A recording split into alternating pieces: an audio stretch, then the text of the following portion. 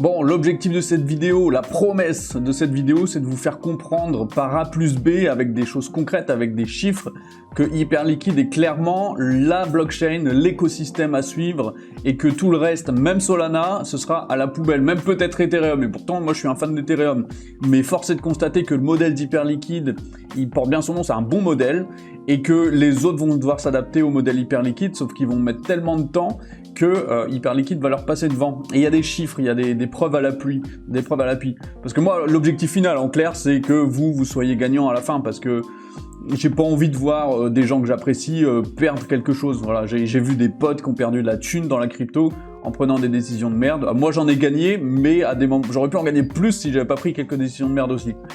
Et j'en ai marre en fait de voir quand il y a des choses évidentes qui sont sous mes yeux, j'ai pas envie que vous soyez à perte. Voilà. Alors, premier chiffre concret, c'est les revenus globaux. En 2025, Solana a généré 1300 millions, pardon. Hyperliquid a généré 816 millions. Alors on peut se dire, ah, Solana a généré beaucoup plus qu'Hyperliquid, donc Solana est meilleur, poète. Non, parce que si on regarde ici la redistribution des revenus, 50% des Solana sont brûlés et le reste, voilà, 50%, ça va au petit nombre bien restreint de validateurs et de stakers qui s'en mettent plein les fouilles. Donc Solana ne redistribue pas à la communauté, ou très peu via du burn, mais Solana envoie bien à ses potes, envoie plein de sous à ses potes, et c'est eux qui gagnent de l'argent en fait. C'est pas la communauté, le 50%, il est ok, mais c'est pas exceptionnel. Par contre, Hyperliquid, certes, a généré moins, mais 99% des frais générés sont faits pour racheter du token Hype, qui sont ensuite brûlés. Voilà. Donc 99%. Et 1% va au fonds divers. Voilà. Donc 1%, c'est un peu de mouche. Alors, ce qui se passe, c'est que si on fait le calcul, 50% de 1300, c'est 750. 99% de 816, c'est presque 800. Donc au final, certes, Solana a généré plus de revenus qu'Hyperliquid, mais je pense pas que ça va durer. Mais Hyperliquid a redistribué beaucoup plus à la communauté via des rachats et des burns de hype, ce qui fait que le token a un prix qui tient la route. Et on va le voir ici. Ici, voilà, la courbe jaune, c'est la courbe jaune qui va nous intéresser dans cette courbe-là. La courbe jaune, c'est la force d'Hyperliquid contre Solana. Donc plus ça descend, plus Solana est dans le rouge. Donc en fait, ce qui se passe, c'est que là, on était à plus 50% de force d'Hyperliquid contre Solana, pure comparaison. Et là où on était neutral, c'était arrivé ici en novembre 2025. Et bah, le prix de Solana est en train de se casser la gueule contre Hyperliquid. Alors, je vais pas trouver de hype contre Solana, mais on peut le voir là en comparaison. Solana est en chute libre contre Hyperliquid parce que le modèle Hyperliquid est en train de porter ses fruits, parce que les gens savent que certes Solana génère des frais, mais n'empêche que Hyperliquid est en train de lui voler la vedette. Et on peut le voir ici. Il y a des news extrêmement fortes. L'or et l'argent font partie des 5 instruments les plus populaires de la bourse. Les volumes d'échange d'or et d'argent sur HIP3, donc c'est le protocole Hyperliquid, ont atteint environ 1% du chiffre d'affaires de COMEX.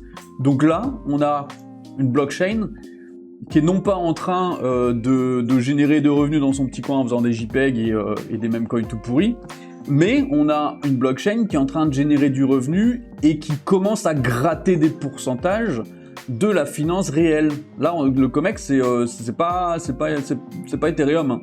Le COMEX, c'est l'échange de la plus grosse bourse mondiale de dérivés sur les métaux.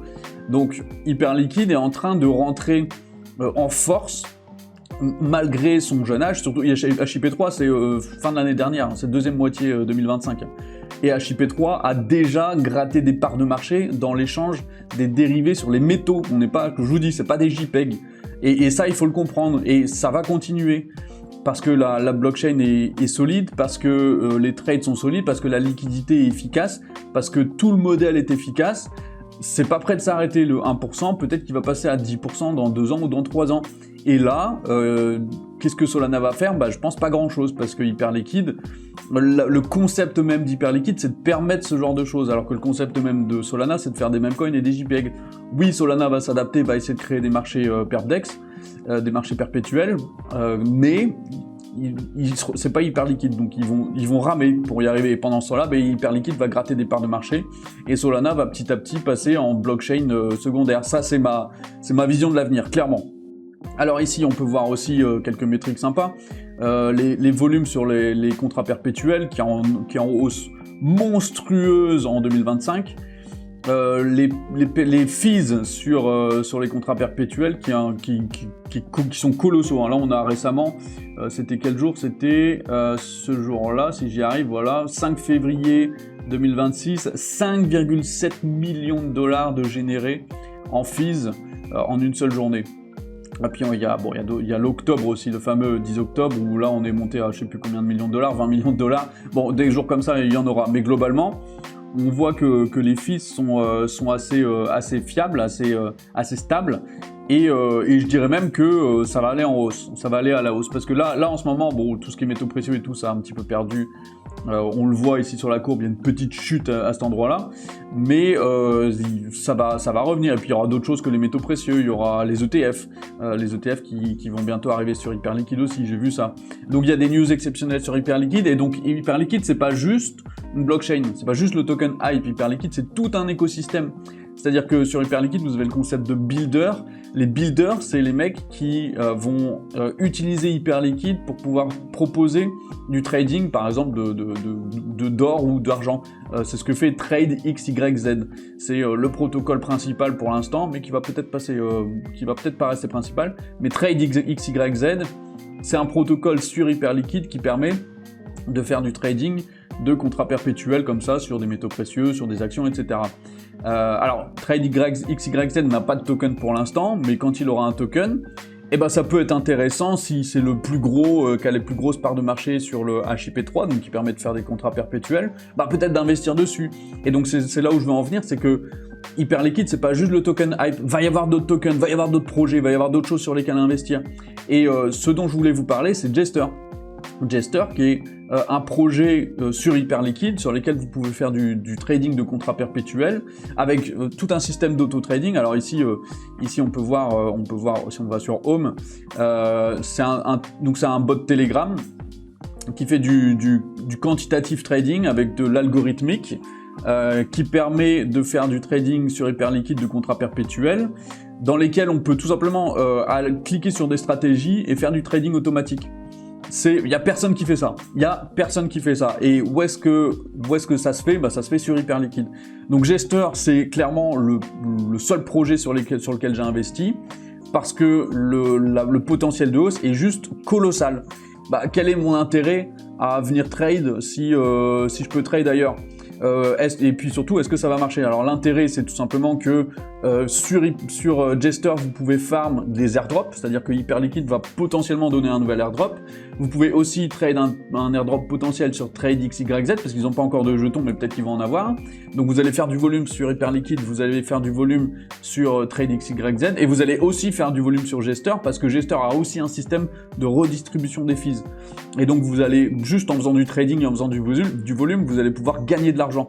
Et la deuxième question, c'est pourquoi j'investirais dessus? Parce que tout simplement, le prix du token, il est extrêmement bas. Alors certes, pourquoi le prix du token est extrêmement bas? Parce qu'on est dans une phase de construction. Là, on est en alpha, d'accord? On n'est même pas sur l'official release. On est tout simplement dans une phase de test en alpha. On va bientôt passer dans une phase de test en bêta.